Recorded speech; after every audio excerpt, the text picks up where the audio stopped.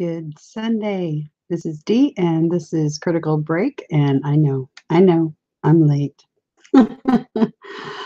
Oh, another one of those days where the universe. Sunday. Well, hold on. And this is Critical Oh, Break. Flip. I had to stop my other deal. Anyway, it is August 19th, 2018, and it is 4:11 p.m. 4:11. Okay, let's see. Didn't we just visit that number? What? Okay, more of the weird synchronicity happening. I told you guys this is a thing, and I'm not joking. I didn't even look at the clock. My children just left my house.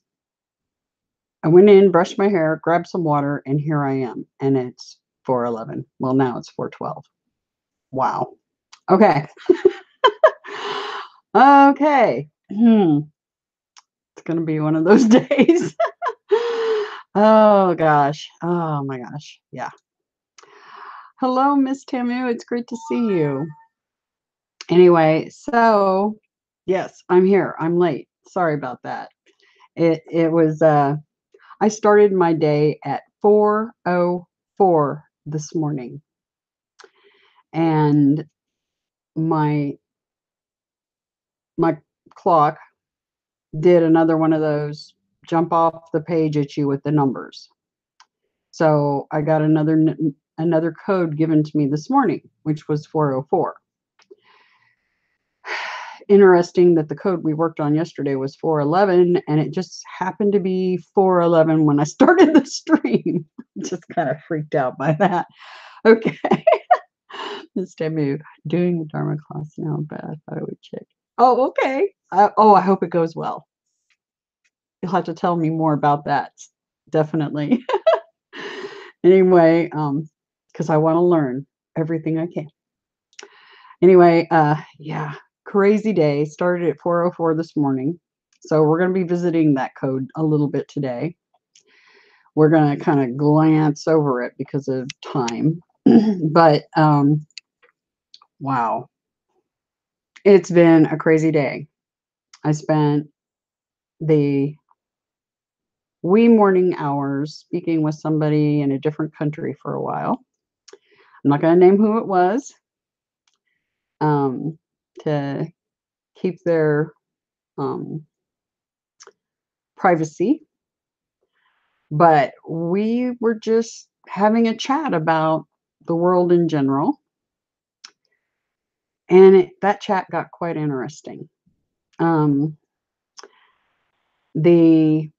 of the things that I made note of was the 8.2 earthquake in Fiji, because I noticed that yesterday evening after I streamed. I was like, oh, wow, because that happened just after stream. And so today has been so crazy hectic. I have not had time to look at much of anything beyond the time I spent this morning with a good friend. So, one of those days, my son was here, my daughter and son-in-law were all here, had a really long, in-depth philosophical chat with my son. It was quite enlightening. I adore those kids. They're amazing. And he amazed me today a lot. So there's hope. Hope with the kids. Anyway, so that was, we had a really good day. And let's see, what else? I was going to share with you all something that I looked at and I was like, wow, that's really a lot what it's like. When you actually go into the astral, what is that like if you've never experienced it? I'm going to try to describe it. With the astral, hello, Miss Apple. It's good to see you. when you go into the astral, um, what happens is your body fully relaxes, and basically your soul is popping out away from your physical 3D biosuit. And that happens when you completely relax. And I mean, you literally lose your body. And I'm not joking. Trying to,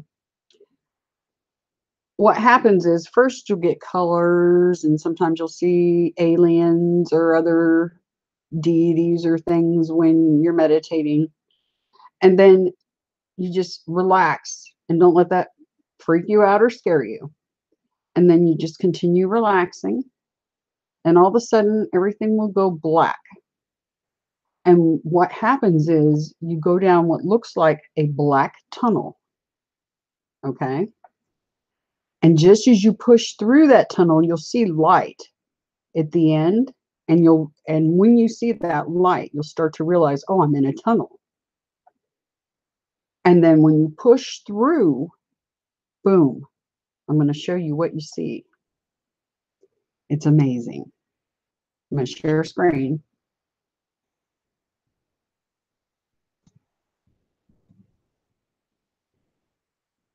Imagine seeing that when you pop out the other side of that tunnel. Now, the colors aren't that poignant or bright, but it's that bright. But the colors themselves don't pop off quite as much as this picture shows you. But that's what you see. And then you're standing or floating, I should say. You've just popped out of that dark tunnel into this space. And you see all these places. And guess what? Your first thought is, wow. Guess what your second thought is? Take a while, guess what your second thought is. Your second thought is, where should I go? Look at all the choices. Overwhelming, right? Which one do you go to first? What do you check out first? So anyway, I wanted you all to see that because it reminded me, this is a picture that the Hubble took, the Hubble telescope. So yeah, fascinating, right? And this is what you see. I'm not joking. This is exactly what you see when you come out of that tunnel and you push through. And it's overwhelming and it is amazing because it makes you realize what's going on here right now is really insignificant compared to the big picture, but yet it's still extremely significant all at the same time. But anyway, I wanted to share that with you guys because I saw that picture and I was like, oh, that's a perfect example of what I see when I push through that black tunnel. And no, it's not a white light tunnel. It is black. And when you push through, you'll see what I'm talking about. You get the sense that it is literally a tunnel. And it's just like the door like opens on the end, kind of like, I don't know, trying to think of a way to describe that. Kind of like a camera lens opens, the the aperture when the lens opens, it kind of does that weird, I don't know. It opens like that though, okay? A good way to describe how that sensation is. It's really, really cool. Super cool. Anyway, I wanted to share that with you all. Now I'll go back and talk a little more to you guys. Stop sharing. There! Yay! Okay, let's see. So oh, hello, Miss Angel. Have any of you ever experienced that particular, hello, Sir SS, it's good to see you. Have any of you ever experienced that where you are meditating and you literally pop through a black tunnel. You push past all the weird colors and all the weird creatures and stuff you see when you meditate.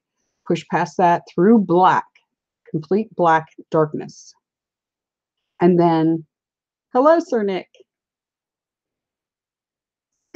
Anyway, you push through that black, and then you realize you start to see some light at the end, like this aperture, like this doors opening. And then once you push all the way through that black tunnel, you see nothing but stars and galaxies, and you can go anywhere you want. Have any of you experienced that at all? Because it's pushing out of the dimensional onion that we're in, is what you're doing. And I'll see if anybody has experienced that before.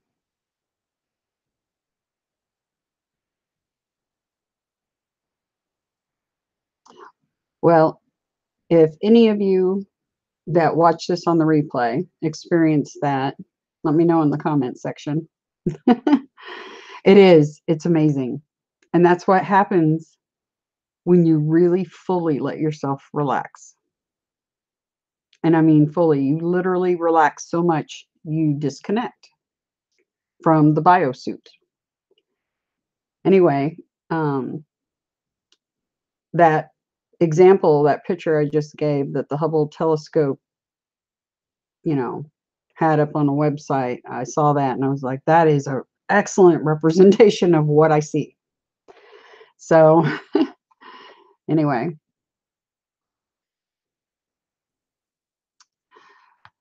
yep, it just takes a little bit of time and patience. And, people say focus. It's actually not focus. It's completely the opposite. It is completely the lack of focus and completely letting yourself just completely melt and just relax 100%.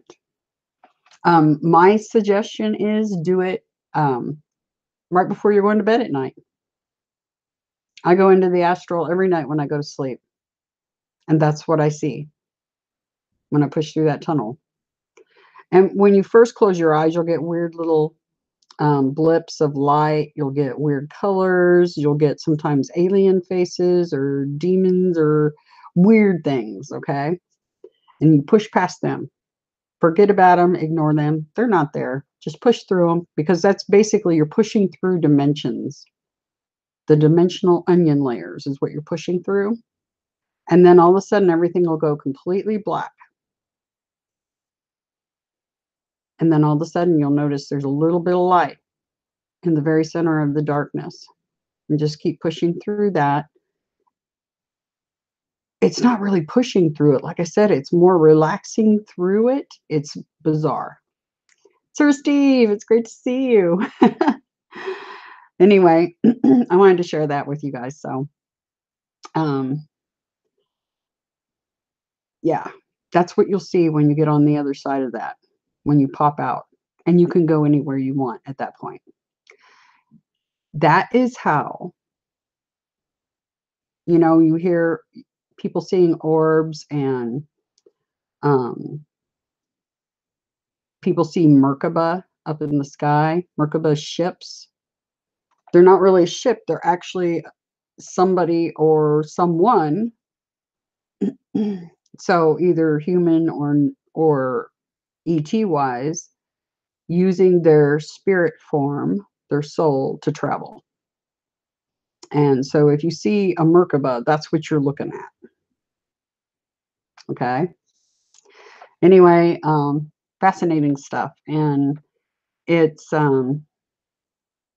like I said, the first thing you'll think when you pop out the other side, and it's funny because when you first see it, you'll go, wow. And sometimes that'll make you pop back into the black because you're so overwhelmed by what you're seeing. And just let yourself relax a little more, and you'll go right back in again. And then you'll look around and go, okay, now where do I go? Because sky's the limit, obviously. Anyway, So it's the fastest way to travel from point A to point B because you just simply, once you get there, you will yourself to whatever spot you want to go to. And boom, you're there. Anyway, let's see. Let's see. Anybody got any questions or anything about that? I tried to explain it the best I could. Like I said, it's more of a lack of focus than it is focusing. Once again, that's something that most people, they think, oh, I gotta think really hard and really. No, quite the opposite. You gotta completely relax. And some people will find that hard to do because they need to do their inner work that I keep talking about. And I was going to answer Sir Tony. I wonder if he pondered the fact that maybe he's already kind of done that work because he had made a video wondering whether he was, getting through the process or not. And it's like, if you're doing the process, you're getting through the process. Trust me. So the fact that you've done some self-reflection already in the past, because some people haven't even thought about that. The fact is, you've already done some of that. So you may not come to a point where you're in total tears over it. When you're doing that self-reflection and really owning any basically crappy shit you've done is a good way to put it. So if you've already done some of that work, then it may be very easy to go on to the next steps of that process. And I wouldn't stress over it. I wouldn't just, if you think you've already, worked those things out, start remembering all the good things you've done and really keep going back and back and back and connecting with that. When you're that feeling of pure innocence, joy, bliss, when you have no care in the world, and keep reconnecting with that and then bring it into your life that you're living right now in the here and now. You'll be more playful with other people. You won't be scared of looking stupid or awkward because you're just a bunch of little kids having a good time with each other. There's no such thing as being stupid or awkward or any of those other things you're made to think you should feel. Okay? So as that process happens, you'll notice that you kind of unfold. That little kid starts coming back out and reflecting on everything outside of you. And I mean everything. And that energy is amazing. Okay? Anyway, so that's your answer, Sir Tony. Anyway, and if you don't know what, and you have not visited the videos, there's one called Return to Innocence. Look at that. There's also a playlist on methods for meditating and learning how to relax, because some people have a very difficult time with doing that. Meditating, praying, and relaxing, really letting yourself just completely just chill. So that's sometimes that's where people need to start, is just learning how to breathe. Because let's face it, with this fast-paced, crazy world they've got going on here, in the virus, in the holodeck, they have you guys running like Mad Hatters with your heads cut off. And it's hard to learn how to really intensely relax and really, good night, and really let yourself breathe. Some people, just the act of breathing correctly doesn't come easy for them. So there's tips down there. Hello, Miss Kim. Great to see you. Anyway, there's tips down in my playlist on how to relax and do the return of innocence, basically. So all kinds of fun. But yeah, it's been a crazy day. Crazy day. Stuff, like I said, I got up at 4:04 a.m. and I have not stopped going all day long. So I was going to share, we worked on the code that I got from Gabriel 411 yesterday. And there's some interesting things that popped up in that code and some interesting things that popped up in some of the prior codes too, that relate to the code we worked with yesterday, which was the 411. And like I said, interestingly enough, when I started the stream, I wasn't even looking at the clock, wasn't paying any attention to what time it was. I just knew I was very late getting the stream done. My kids had just left the door, grabbed some water, brushed my hair, and started streaming and looked down at the clock to tell you guys the date like I usually do in the beginning. And then guess what? It was 411. Synchronicity, right? Crazy synchronicity to the point where you're going, okay, am I dreaming or something? Something, wow. That's the way it feels when that's happening constantly. Anyway, so we're going to go over yesterday when I was doing the 411 code, there's some things that popped up at me while I was doing that. And one was about, what do you call it? Guess I could pull it up. That didn't help me remember. Let's see.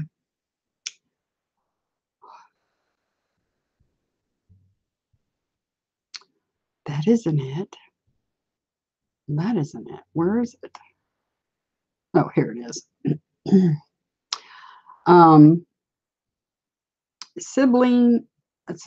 Sublime oracles and PSEC were a couple of the things that I wanted to look into a little deeper. The other thing I wanted to look a little deeper into was one that popped up that said, Inanna, you are. And I'll let me go ahead and close that Hubble thing. And I will do a share screen and show you guys what I'm talking about.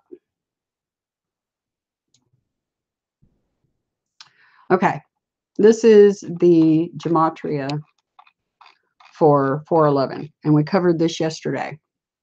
And there was a lot of things in here that I was going, wow. The oracles of Delphi, however you want to pronounce that. Depends on what part of the planet you're on, I guess. But the Shining Ones, Foo Fighters, they are the Shining Ones. They can be quite bright. The Foo Fighters have visited my house on many occasions.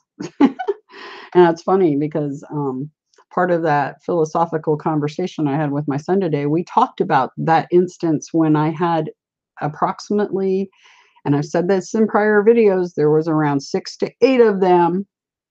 And that's really fascinating too, because if you look back at my prior videos, I talked about they were like in a formation and they were flashing super bright. And the reason I noticed them is because Gabriel whispered in my ear, open your eyes. 3 words, open your eyes. And I popped my eyes open, and you would not believe the angle they would have had to achieve for me to have line of sight with them through the window that I was looking through. Because the curtains were drawn, and there was only a small rectangle, a viewing area of the sky. And so for them to line up perfectly and start their little bright flashing thing, that was just crazy. And the fact that I was told to open your eyes right before that, literally right before I snapped my eyes open, and there's these ships, Foo Fighters, brightly flashing. Anyway, my son witnessed that, and we did talk about that today. And he goes, I admit, I saw some freaky stuff out of your bedroom window. And I'm like, yep. So that was nice that he's like, one thing I won't deny, you definitely had something going on there. I'm like, really? Okay. Thank you for confirming that. Anyway, some other things popped up in here, like prodigal son caught my attention a little bit. Um, and then I got down here and there's one, because these codes I'm getting are from Gabriel. That I sense 100%. Those are coming from him. Gabriel is, if you do any look at ancient texts and stuff like that, Gabriel's the messenger. And so it only makes sense that he's giving me the codes anyway, just based on that. But I sense that's who's giving me these codes.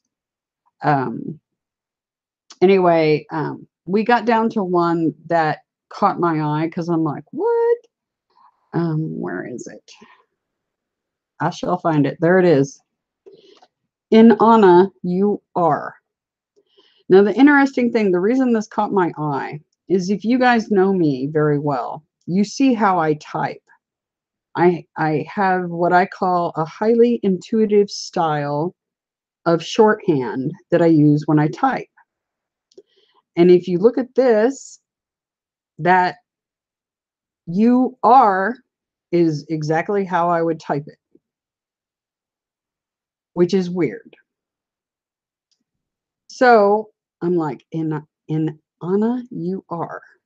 And I knew after, studying, some of the ancient texts and stuff, I knew there was an Inanna. Excuse me, just a second. Got to take a drink. I knew there was an Inanna. I didn't know her personal story per se. And there were some other things that popped up right behind it. Aquario. Well, I'm an Aquarius. Then another thing, old generation. Laughing lion. Dimension of choice. Realm not a globe. Human genome. Lion guard. Lamb's horns. Metatron. Then Satan toil, perfect chaos. Yeah, we went over these yesterday. But that whole string right there really got my attention. So I decided, this morning while I was talking with my friend at 4 something a.m. this morning, I started, because we were just talking back and forth. We were talking about the earthquake down in Fiji, and she was talking to me about some things that were on her mind. And we were just discussing. And while we were talking, I decided to, because I tend to multitask, I decided to start looking at some of the stuff from the 411 code because I bookmarked it because there were some things I wanted to revisit. And Inanna was one of them. And I'm like, okay, I need to delve into Inanna specifically and not just the Sumerian text. So while I'm talking to her, I start doing the usual, hit Wikipedia, right? That's the first go-to most people go to, right? Well, some interesting things started occurring as I was reading some of the things that are specifically about Inanna.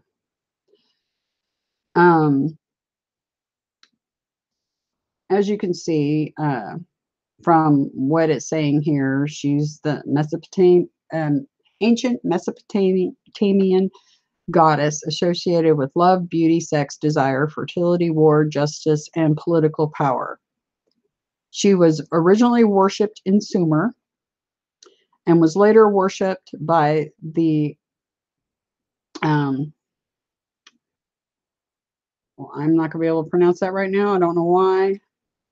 Akkadians. I know I'm pronouncing that wrong.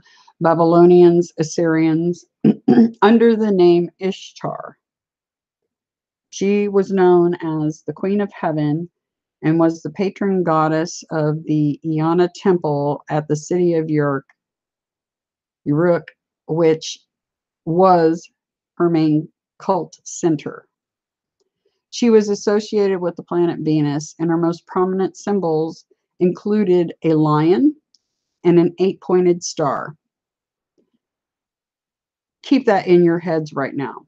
Lion, 8-pointed star. Her husband was the god Doom Doomzid, I don't know, Tammuz, okay, which is interesting because Tamu, but this is Tammuz, and her Sakal or personal attendant was the goddess Ninshubar, okay, who later became a male deity. Like I said, even the texts that we are given here and now are heavily messed with, such as when you look up Gabriel, they say Gabriel's female, and that's not true. Gabriel is male. So you have to kind of sometimes take some of it with a grain of salt, but part of the playbook of the virus is to mix in some truth with the lies. So you're going to get pieces of what you're reading that are absolutely 100% factual, and then other pieces that are not. Anyway, she was worshipped in Sumer at least as early as the Uruk period, which was 4000 BC to 3100 BC. But she had little cult prior to the conquest of Sargon of Akkad. So, let's see. Let's go over this together a little bit.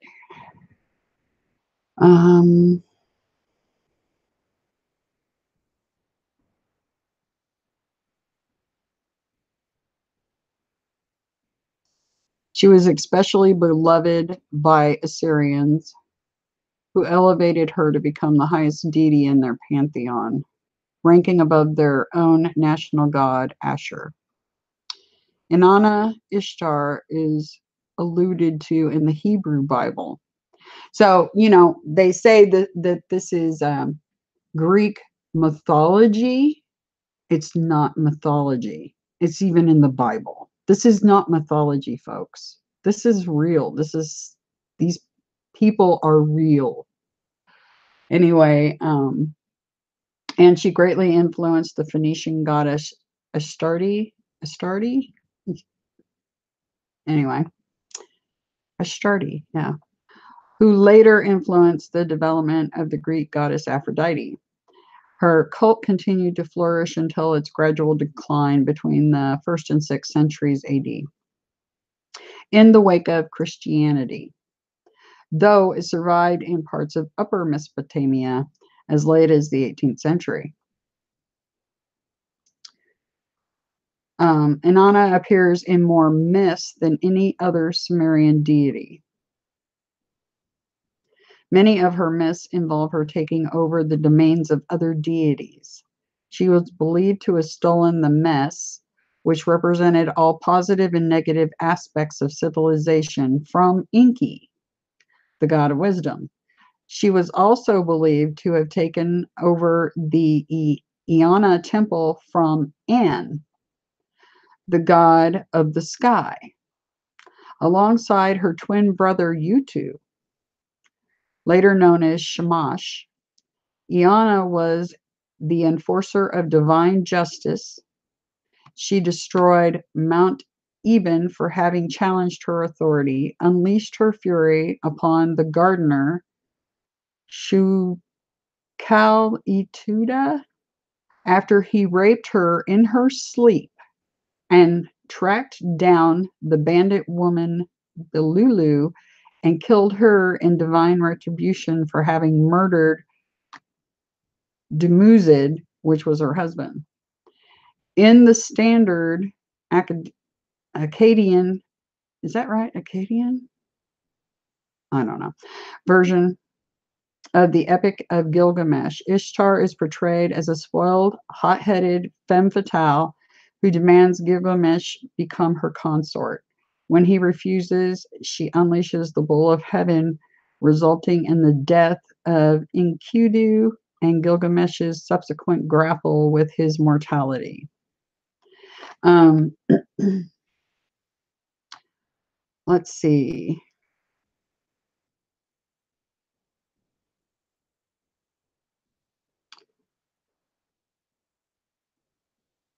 She ends up having to be rescued because her older sister throws her into the underworld, basically. And then Enki, all the gods turned their back on Inanna, except Enki, who sends two sexless beings to rescue her. They escort her out of the underworld. But the Gala, the guardians of the underworld, drag her husband down to the underworld as her replacement.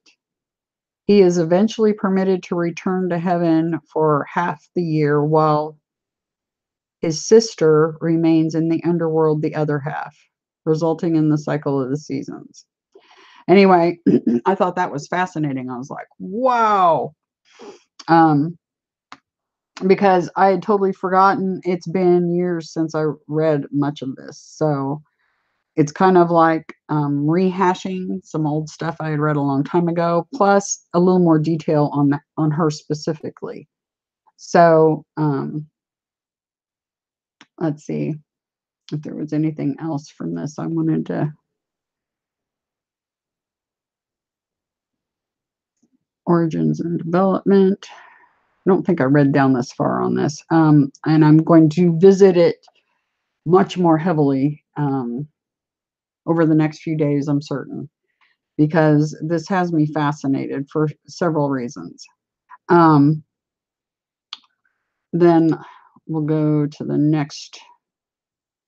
See, was it this one? Oh, here's another one, Wikipedia entry. If you put it in as Queen of Heaven, because that's what her designation was. Queen of Heaven. Oh, here we go again with the windows. Darn thing. Anyway,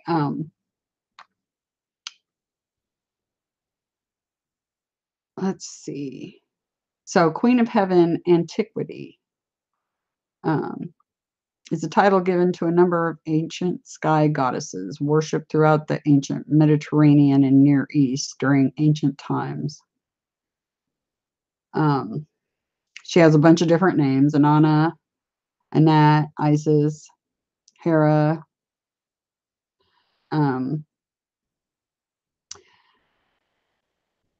Okay.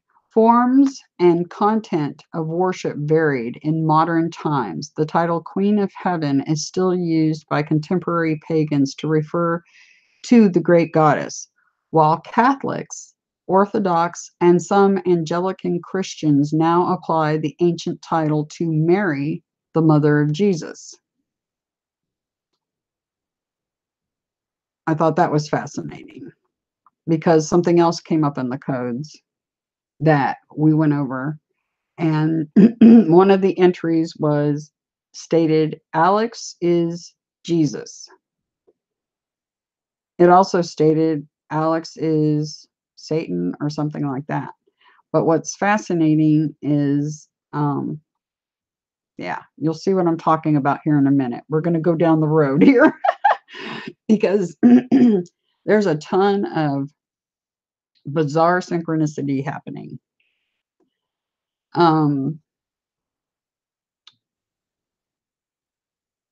Let's see. Let me blow this one up a little bit. I'm going to visit the chat before I start that page and see what you guys are up to. Miss S.O., good to see you. Sir Tony, there he is. Good to see you guys. Hello, Iman.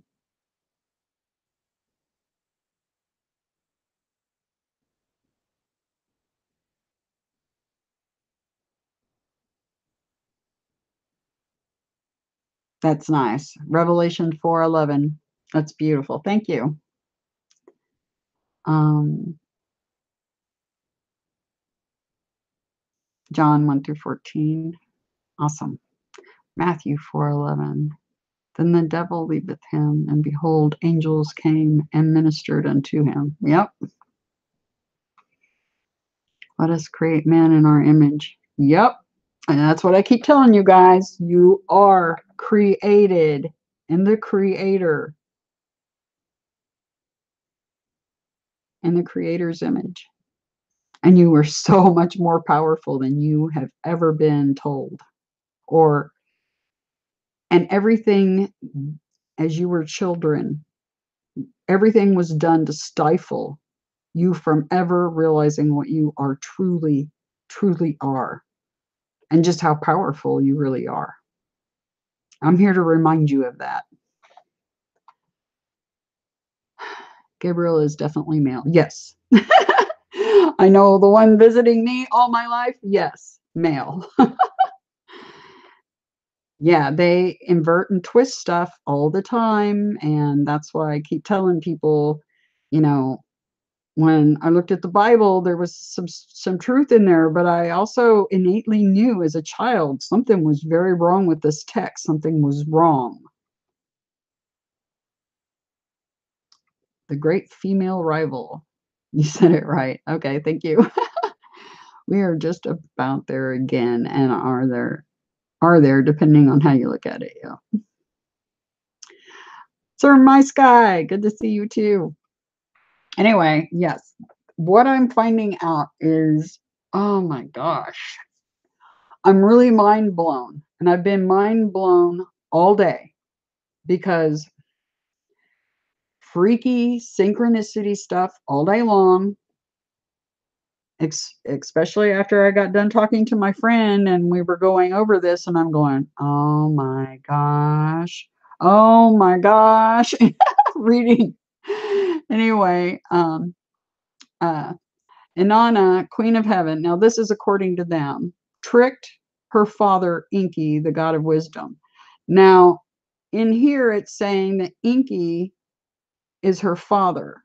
I'm not sure about that. I think, I'm not sure. I'm going to suss that out, though, into giving her his instruments for civilizing mankind. These tools included the valuable tablets of destiny. Inky tried to get them back, but with no success. Inanna, was now all powerful, but she felt very lonely. Soon, the beautiful Inanna had two suitors, a farmer named Ikidu and a shepherd named Du Doom. My mouth doesn't want to work. Dumuzi. They both lavished gifts upon her, but the delicate, soft woolens from Dumuzi, these names, tipped the scales in his favor. Anyway,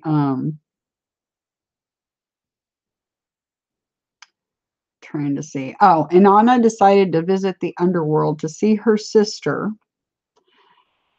Erishkigal, whose husband, the god of death, had recently abandoned her. Inanna felt for her sister's loss, but did not look forward to the trip because the sisters had never gotten along. She wisely informed her most trusted servant that if she did not return within 3 days, he should appeal to the highest deities to rescue her. Anyway, so that's how she ended up in the underworld for a time and then rescued by Inky, of all people.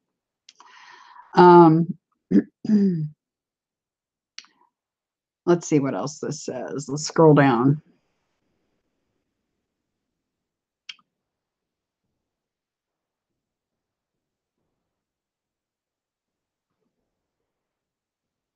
Oh,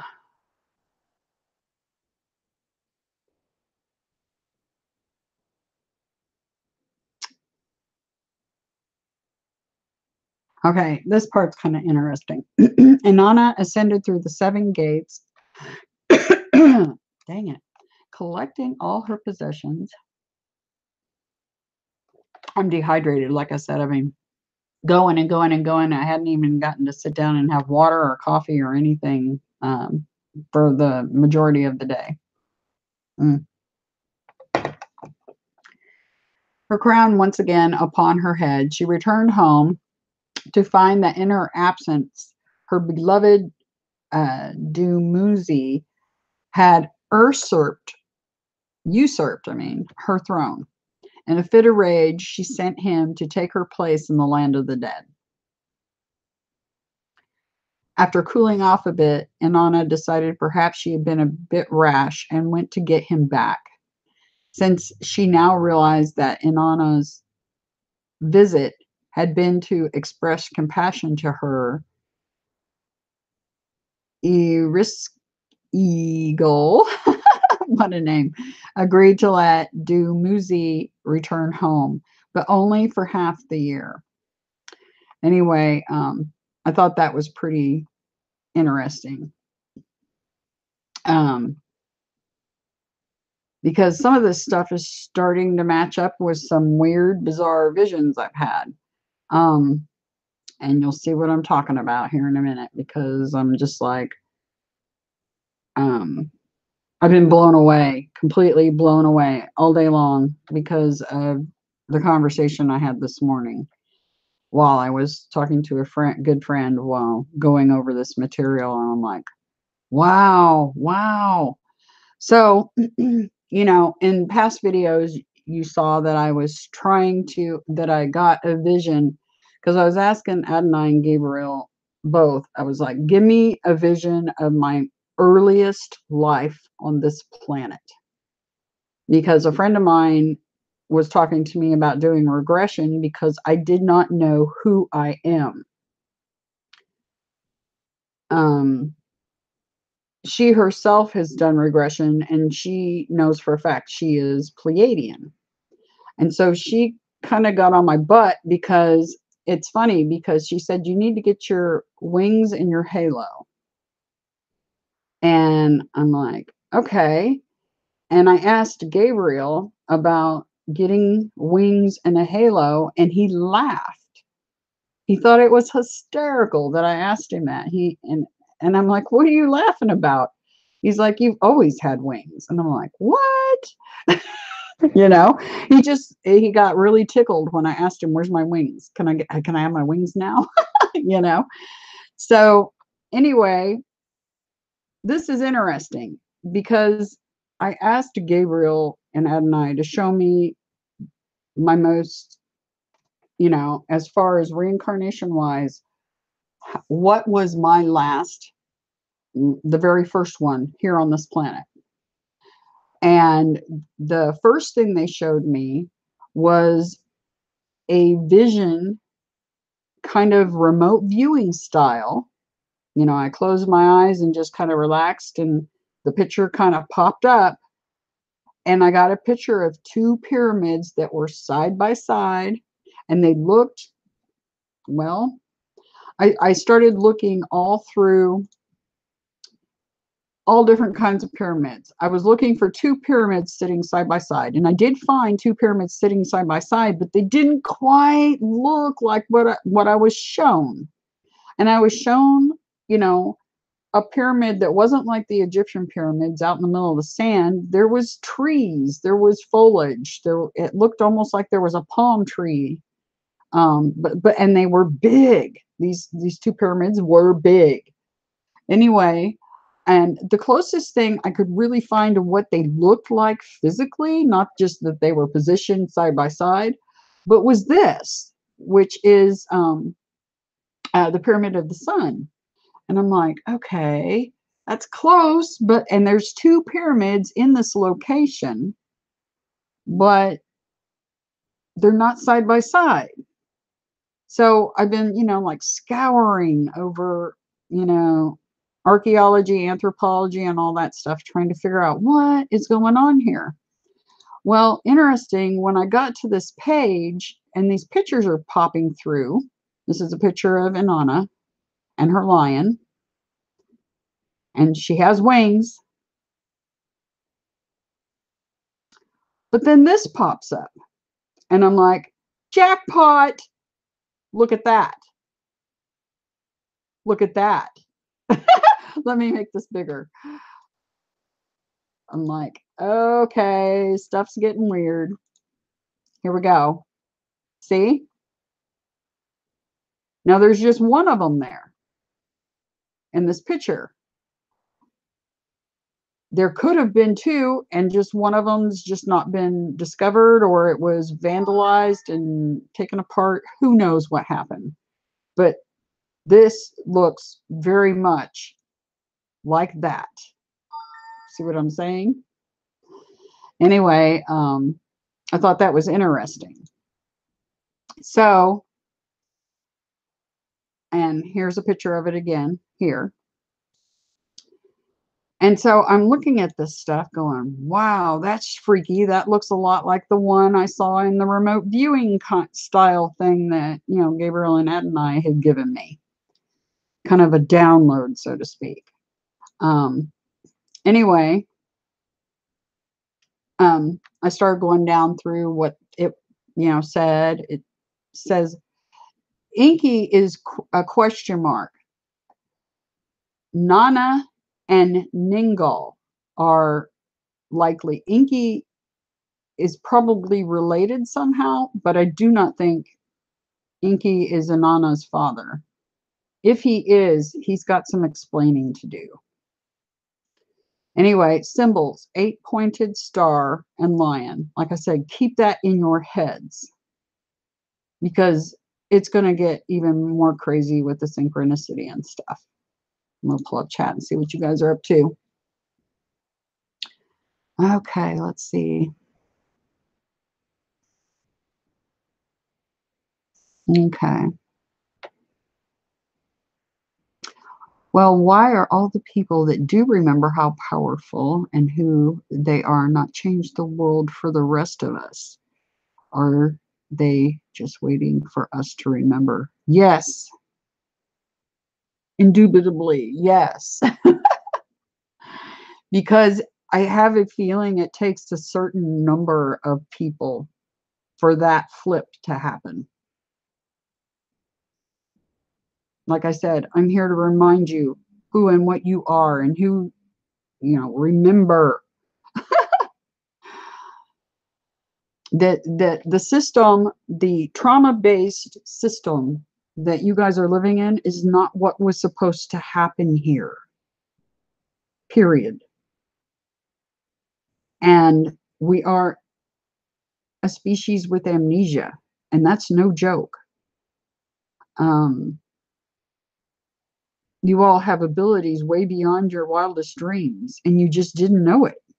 You may have known it as a kid, but it got squashed because they don't want you to remember who and what you are, because if you do, they lose.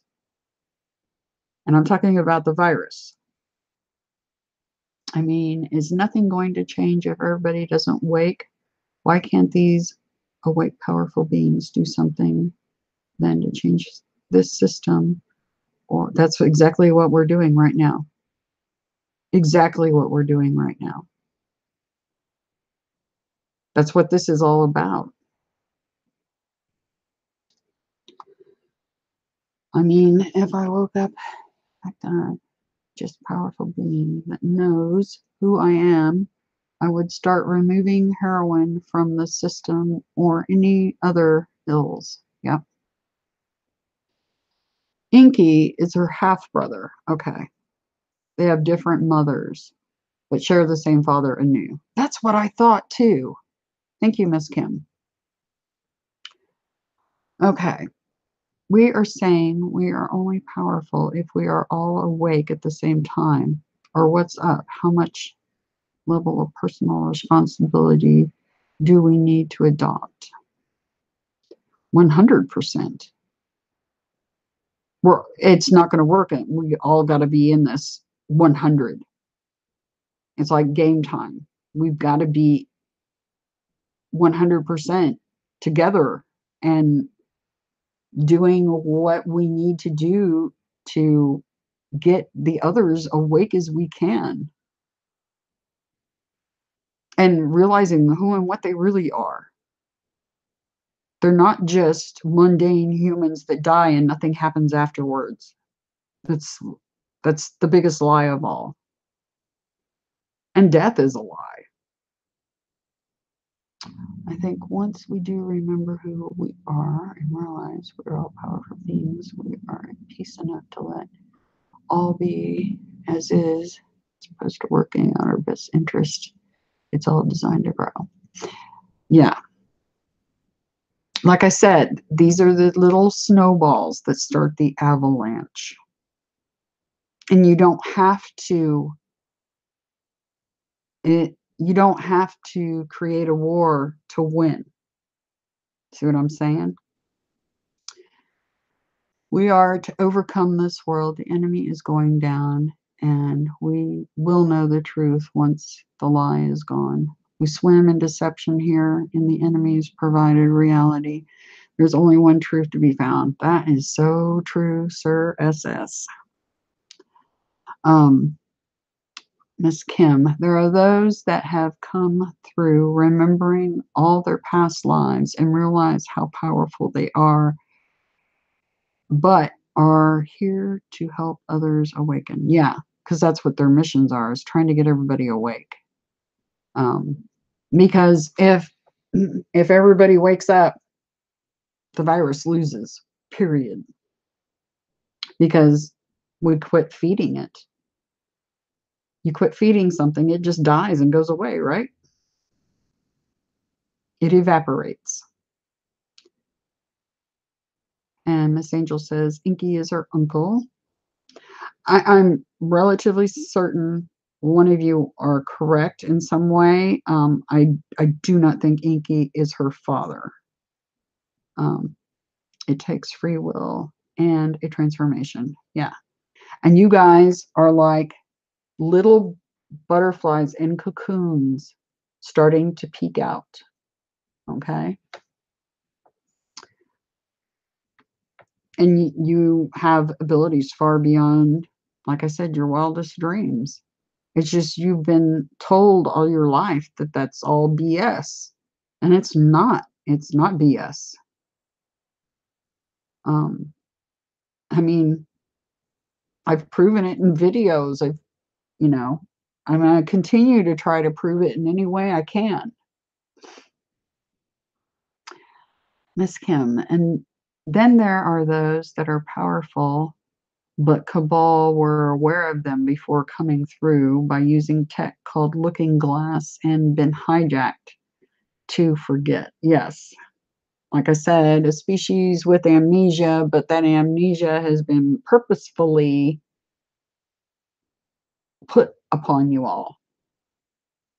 And yeah, they knew we were coming. Adonai and Gabriel have told me that over and over again. I feel it deep inside. They knew we were coming. Angels are here. Miss Angel, I would love to know what my first past life was and the time before this one. Yeah. See, that's what I've been trying to figure out. That's why I've been kind of doing this regression thing and then asking them to help me remember, because I was like, I hit a block. I'm like, okay, I know what home feels like. I know what it feels like when I'm with Adonai and Gabriel at what I call home. I can describe it, but I didn't know who I was. Okay. And so I was asking for clues, and I got that remote viewing style picture of two pyramids. And then the other things that have occurred, such as uh, waking up speaking a language that I do not know.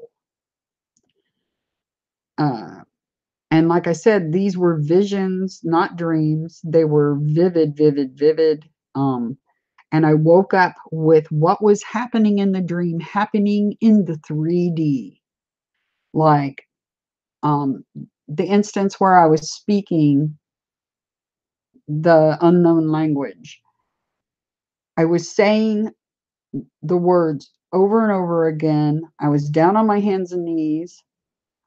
It was like I was frantic at the time. Um, Almost like I was looking for something or someone. And I literally popped my eyes open, saying exactly what I was saying in the vision. So, and it's weird because when you pop out of these visions, you know how dreams you pop out and they're kind of foggy and gray. There's no fog. It's like you were never asleep. There was no difference between sleeping and the vision itself, or awaking, your awakened state and the vision. So it's yeah, that was one. Or number two, I was shown those pyramids. The other one, let's see, what was the other one? Oh yeah, there was one where I was acting as a mediator liaison between two parties. And then at the end, when the contracts were sealed and the deal was sealed, I was informed that I was to carry a child based on that contract. And I remember coming up out of that vision thinking, I am not a broodmare. I was not a happy camper because I never agreed to carry a child for anybody. But they made it part of the contract. So was that the first big gotcha? Because that's kind of their game, right? That's the game down here. The the one-upmanship that happens. The little, oh, I'll sneak this into the contract, they won't notice. Or they'll feel compelled to sign the contract anyway because they need whatever it is they need and willing to do whatever it takes to get there, right? So was that the first really bad, nasty contract? Could have been. The other thing, I woke up, well, I was in a vision where I was laying on a bed. I was naked, and I ran my hands down over my body and felt my stomach, and I was about 6 months pregnant, 6 to 7 months pregnant. And I woke up actually rubbing my stomach and coming up out of that with that same sense, how and the guys are not going to be able to relate to this, but when you're a female and you're pregnant, when you get to a certain point in the pregnancy, particularly, your maternal instincts start kicking in. So even if that baby wasn't something you agreed to, you would still, your maternal instincts kick in and you're all good with it, kind of thing. That was the feeling that I woke up with. And so that was kind of, another telltale sign of some of the stuff that's been going on. So, anyway, yeah, some kind of interesting stuff. Let's see, Miss Kim. As we ascend to 5D, we vibrate to a higher level and automatically will access all our abilities. It's like a membrane is removed and you're able to see all dimensions and your knowledge of all becomes accessible. Yeah, that's true. Something that's interesting was after I was looking at all this all day long, I have been literally buzzing, and I'm not joking, literally vibrating almost out of my skin. Not kidding. Anyway, we'll go back to this.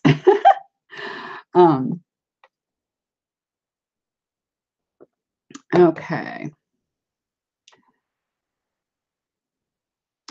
She's viewed as both independent, powerful, and sensual figure, but also as a young girl under patriarchal control.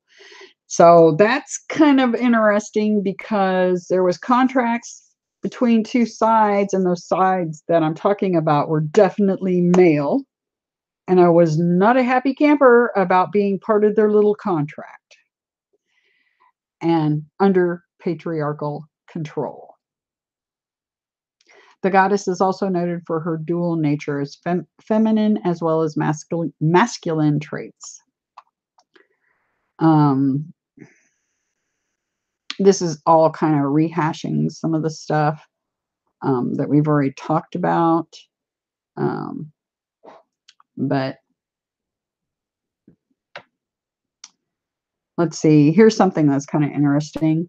In this early creation legend from the epic poem Gilgamesh, Echidnu, and the Netherworld, Inanna is depicted as a young girl. The goddess spouts a hulu poop. How do you say that? My tongue is not going to work today because I'm tired now. Yeah, been up for a while. Hulu poo tree on the banks of the Euphrates River and wants to create a throne from the majestic tree. She replants it in her own garden, but later discovers the tree has been filled with nefarious entities. A serpent, Lilitu, a female demon believed to be the early version of Lilith in Jewish mythology, and a zoo bird. Inanna is distraught and elicits the help of her brother Gilgamesh. He kills the serpent, sending the other two creatures fleeing. He and his friends then chop down the tree and carve it into a throne and bed for her. Now, it's interesting. I remember laying in a bed, I don't know, rubbing my body about 6 or 7 months pregnant. I don't know. Just some crazy stuff. So remember, Gabriel gave me this number 411, and this was in that code. So it said, Inanna, I cannot talk today. You are in the same bizarre code that I use, shorthand code that I use when I write. So anyway, this gardener undresses her while she's sleeping and has sexual intercourse with her. And she realizes what happened, and yeah, all hell breaks loose, literally, because she's not having it. Anyway, Inky helps her find this gardener, but he gets punished in a big way. Anyway, I started looking at the pictures of the temple and some of the other things here. And some other things kind of started oddly clicking into place. You notice that the 411 also talked about the Shining Ones, the Foo Fighters. Interestingly, if you look, let me see if this one has the picture.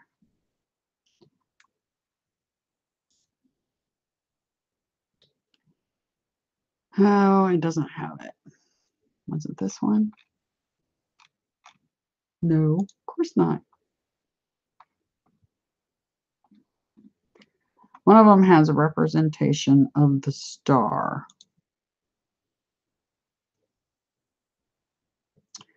Or did it? I swore one of them showed the star there. It's an 8-pointed star.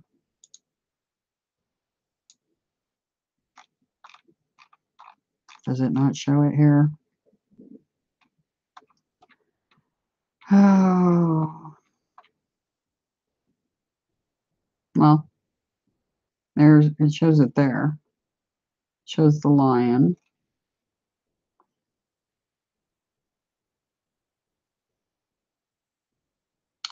Anyway, it talks about the Shining Ones and the Foo Fighters in that same code 411. These guys have visited me on many occasions.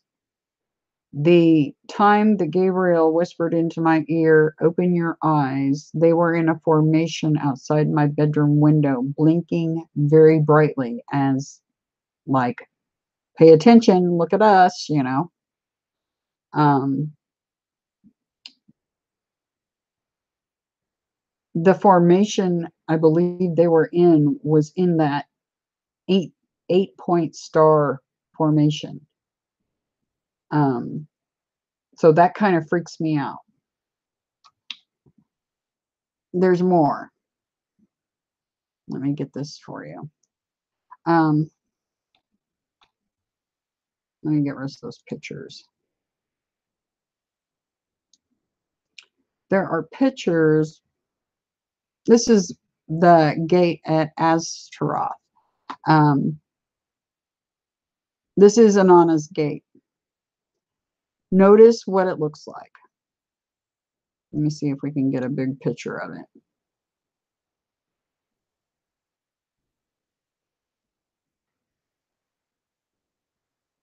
There it is. There's the gate.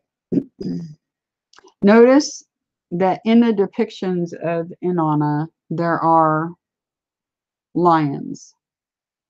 A lion by her side all the time, or she's riding a lion. There's lions on this gate. Notice the colors. Deep indigo, blue, purple, and gold lions. Now I'm going to show you guys something.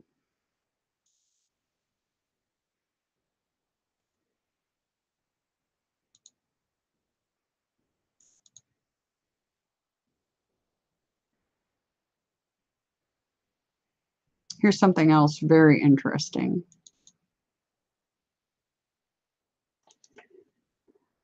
This picture that you're looking at is a picture. Remember, I've talked about that sometime to escape this 3D holodeck, I will escape into another holodeck, which is an MMORPG. I play interestingly enough, a healer in that game. And I am the leader of a guild in that game. I know this is getting out there. Just bear with me. I designed the guild's cloaks.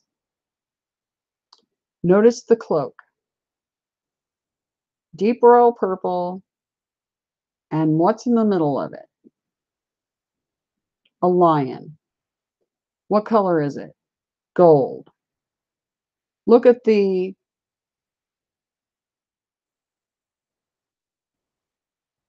decorations that I hung in our guild hall. Purple, white, gold with a lion. Kind of weird, right? So that's just a little weird and synchronistic, is it not? Kind of freaked out on it. Like I said, this morning it's just been super weird all day long, and all that stuff going on is just, yeah, beyond. So Inanna's gate. So Inanna UR is what the code 411 told me. Her gate, gold lions, dark royal purple, indigo. I told you guys in videos past, I'm all about purple. 100%. I'm really kind of blown away because I don't even know what to think about all this, really, to be honest. It's really wild. I can tell you that. Here's the temple.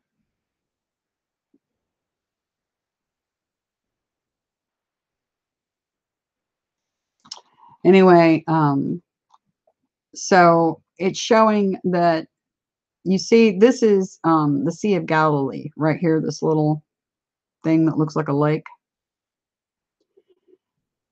And it's showing that Astaroth is about right here. And I went to Google Maps because I was curious. So here's the Sea of Galilee. And it shows that that area is probably around in here somewhere. So I started zooming in because I'm trying to find where that temple and stuff is actually located. And I'm looking around at these little towns and stuff. And then I scroll in and I'm looking at this. Don't know what this is right here. But does this not look a little odd? Just a little odd? And then what looks like some sort of entrance going on right here. I thought that was odd. But it looks like it's being farmed on, but it definitely doesn't look flat, does it? It looks like this is sticking up out of the ground. Almost like a pyramid, maybe? Or something under there. But it's being farmed on top of. And I know there's pyramids in China that they're doing the exact same thing with. They're farming on top of them because they don't want people to know what's there. Anyway, I'm not sure where these temples and stuff are at. I didn't get a chance to go any further than what I did. And I just happened to notice that. And I'm like, what is going on with that? Because it's obviously a raised feature and it's being farmed upon. But it's a little kind of geometrically perfect. So I don't know, kind of odd. And oddly enough, it's about the distance out from the Sea of Galilee that this depicts. Oddly enough, right? So anyway, this morning I woke up with the code 404. I got up at 4:04 a.m. and it jumped off the clock at me. And there was a lot of interesting things inside the 404. I'll skip down through here because there was a lot of really interesting things in here too, but it got more interesting as I went down. And I got to the simple gematria part of it. Results by simple gematria. Quentin Stephen Coleman, the pupil of God, eternal flaming star, true prophet of God, light bearer, glorious transformation, birth of a God, a glorious transformation, sent true prophet of God, Armageddon comes, the people of the lion with spirit force.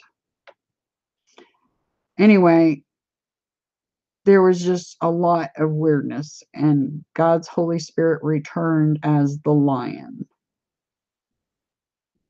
So here we go with the lion again. And if you look at the other codes I've done, the lion is mentioned a lot there too. But Germanic guided, there's just some really, really, I don't know, really interesting stuff. But I thought I'd at least delve into that 411 a little bit deeper because I don't know if it's giving me answers, but there's some very, very bizarre synchronicities going on there. Let me get this closed and see how you guys are doing. I can close that now too. Anyway, any thoughts from any of you guys on what you're seeing there? Because I'm kind of blown away a little bit. Sir Steve, let's see.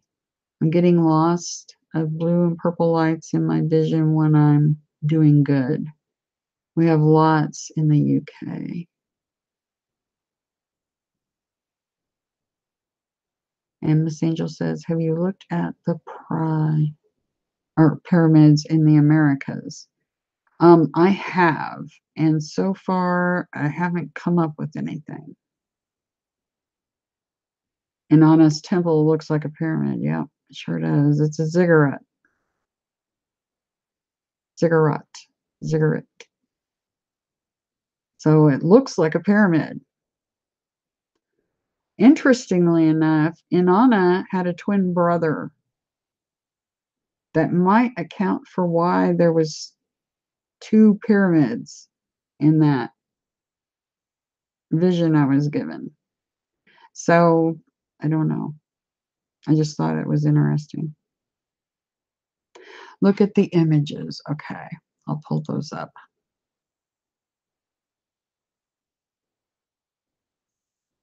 Glastonbury. Aha.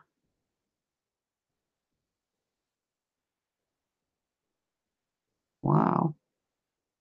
That's gorgeous.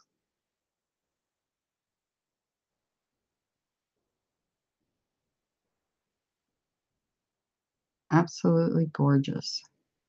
Let's see, what else did you have? You had more than one.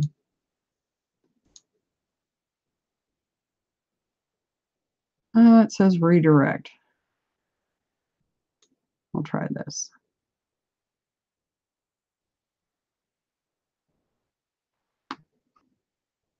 Let's see, this is Silbury Hill, ancient Neolithic man-made chalk mound. Oh, wow, those are cool. Very cool, but not what I saw in my vision, definitely. Like I said, they looked more like the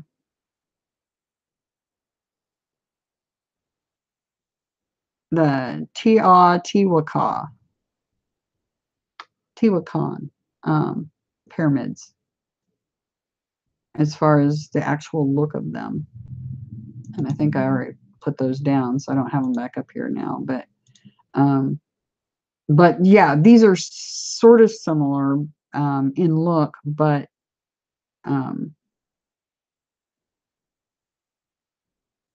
yeah, they're missing the kind of steps, like little small, like bricks, basically. But they're not, when you get up close to them, of course, they're not small. But yeah, super interesting stuff.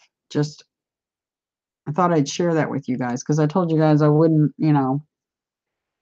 if I found out something kind of intriguing, I would share it with you. So anyway, have a good night, Sir Tony. But so that's a revisit on 411, a little bit of an outline on 404, and I'll definitely go back to 404 after, because I'm trying to do them all in order. So the next one that I do will be 1133, and of course that won't be today because I am totally worn out. Today has been a long one. Anyway, anybody have any questions or anything else? Oh, you got another image? Let me take a look at it. Oh, wow, those are side by side, huh?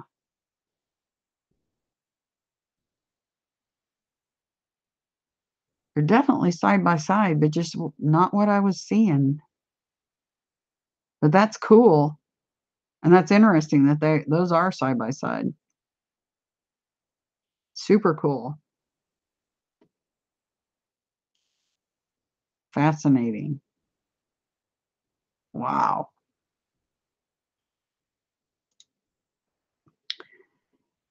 Anyway, if anybody has any questions or anything on the replay, just leave them in the comments section and I'll answer them as quickly as I can. Or you can send me an email at criticalbreak@outlook.com. Trying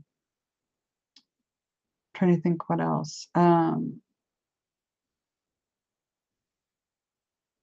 Oh, if you want to tell your story about your process of awakening, please feel free to send me an email to that email address. And that email address is also on a link in the description under the video too.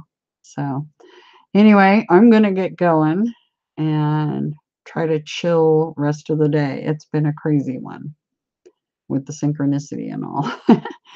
Anyway, I hope you guys have a lovely Sunday and an awesome rest of your week. And I love you from my inner innocence, out past the stars and back 1,000 times. And I hope you have a fantastic week. All righty. Anyway, talk to you all very soon. Have a great night.